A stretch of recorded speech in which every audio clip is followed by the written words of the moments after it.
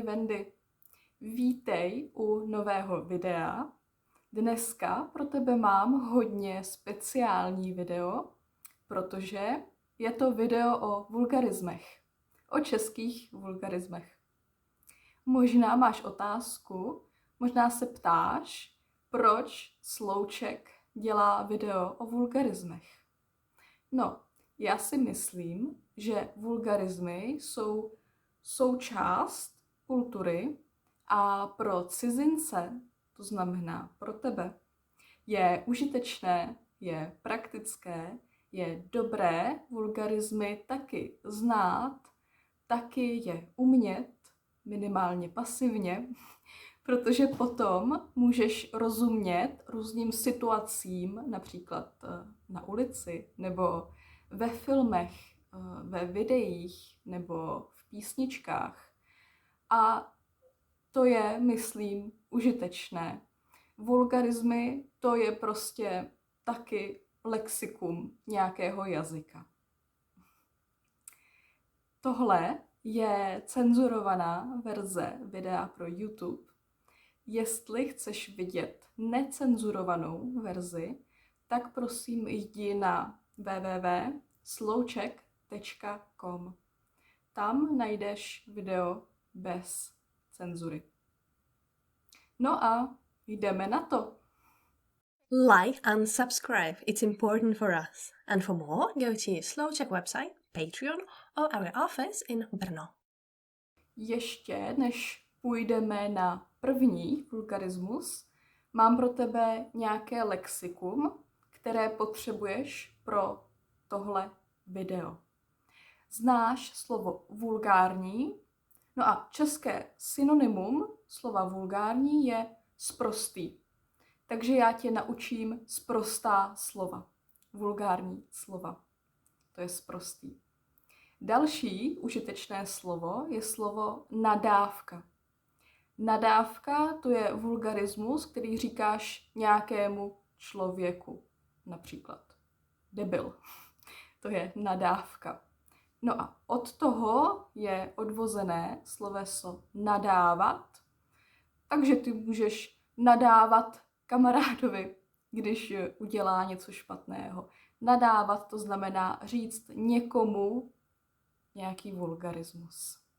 Takže sprostý, nadávka a nadávat. První vulgární fráze nebo slovo, které už možná znáš, protože je to hodně časté a hodně populární mezi Čechy, to je ty vole. Ty vole můžeš použít v jakékoliv situaci.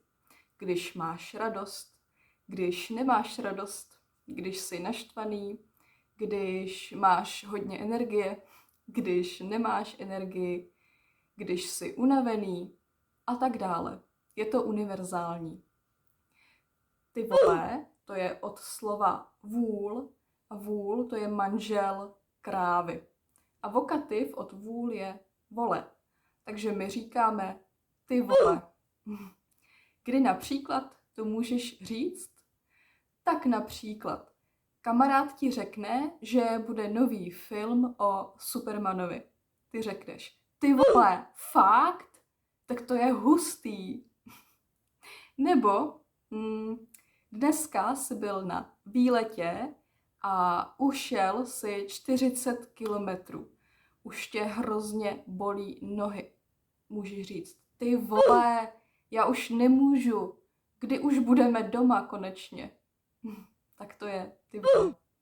Druhé vulgární slovo je slovo kurva. To doslova znamená prostitutka, no ale dnes to používáme jako reakci na nějakou špatnou situaci. Dám ti příklad. Mám hrneček s čajem a hrneček mi spadne na zem a čaj se vylije po zemi. Já můžu zařvat kurva! Nebo jím nějaké mexické jídlo, kde je hodně chili. Můžu říct, kurva, to je pálivý. Další sprosté slovo je slovo prdel. To je ta část těla, na které sedíme. S tím slovem máme různé sprosté fráze. První fráze je jdi do prdele. Jdi, to je sloveso jít, je to imperativ a to říkáš někomu, koho nemáš rád. Říkáš mu, kam musí jít. Jdi do prdele. Druhá fráze je to v prdeli. To říkáš v nějaké špatné situaci, když je nějaká katastrofa. Například, zítra píšu test, ale vůbec jsem se neučila. To je v prdeli. Asi dostanu 5. Nebo můžu říct, už je 6 hodin, já jsem dneska ještě vůbec nic neudělala. To je v prdeli. Třetí fráze to je prdel. To neznamená nic negativního, naopak, to je pozitivní. Překvapivě je to pozitivní. To znamená, že něco je zábava, něco je legrace, něco tě baví. Například hraješ s kamarády PlayStation a potom můžeš říct, hej, to byla fakt prdel, zahrajeme si ještě jednou? To znamená, to byla zábava, zahrajeme si ještě jednou? Další sprosté slovo je slovo hovno. S tím slovem máme taky hodně vulgárních sprostých frází. První je to na hovno. To znamená, že něco je špatné. Například můžu říct, to je na hovno, venku zase prší, nemůžu nic dělat.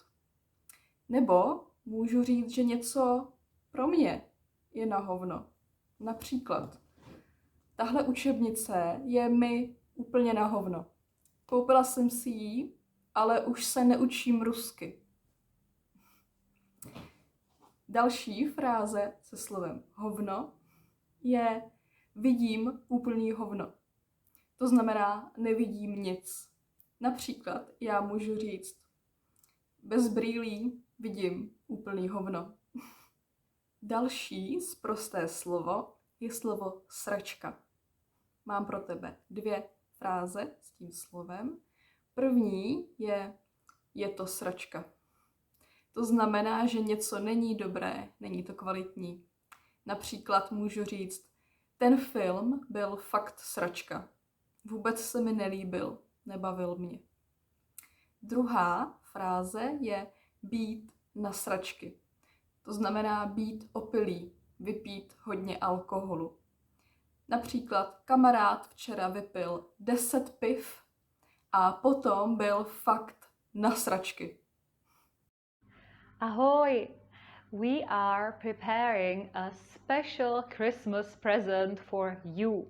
It's a mini book for a mini prize and it's been written by me And me. And me? This mini book is for you, for your family or your friends who are beginning with Czech or planning to visit the Czech Republic. You will get an easy-to-print comics of an Italian visiting the Czech Republic, story on the one side, and explanations, context, and useful phrases on the other side. Go to the Slow Czech eShop. Další sprosté slovo je slovo pičovina. Mám pro tebe 2 situace, kdy to můžeš použít. První situace. Ta kniha, to byla fakt pičovina. To znamená, nelíbila se mi, nebavila mě. Myslím, že nebyla kvalitní. Druhá situace. Hele, hledám takovou tu malou pičovinu. Nevíš, kde to je? Tady. Mám to. Můžu to použít, když mluvím o nějaké malé věci, nevím, jak se ta věc jmenuje, nebo si nemůžu vzpomenout. To je druhé použití toho slova. Další, opravdu univerzální a multifunkční vulgární slovo je sloveso srát.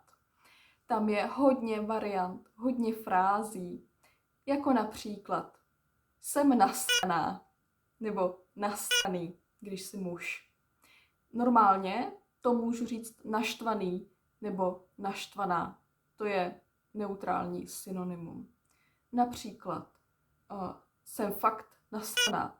Můj partner zase nechal ponožky na gauči. Ale to jsou moje ponožky.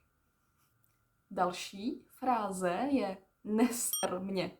To je imperativ. Říkáš to někomu. Například partner mi může říct: neser mě a uklízej si ty ponožky z gauče. Další fráze je něco mě sere. Například Praha mě někdy fakt sere. Je tu strašně moc lidí a strašně moc hluku.